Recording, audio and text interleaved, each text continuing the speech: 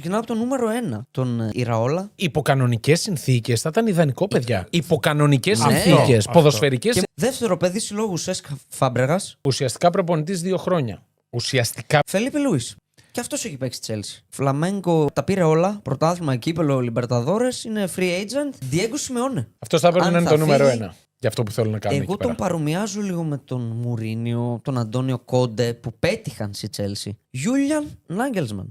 Δεν μπορεί να περιμένει το Μοντιάλ η Chelsea. Γκλάσνερ. Ελεύθερος από την Crystal Palace ο Αυστριακός, 51 χρονών. Πήρε τίτλους με την Palace. Μπορεί να πάρει κι άλλον. Φρανκ Λάμπαρτ. Έχει συμβόλαιο και για την επόμενη σεζόν με την Coventry. Ήταν ξανά στη Chelsea, απέτυχε. Όπως είπε ο Δημήτρης, συμφωνώ απόλυτα. Θα είναι έγκλημα για τον Λάμπαρτ. Όχι να πάει στη Chelsea, να φύγει από την Coventry αυτή τη Πρέπει να στιγμή. το ζήσει.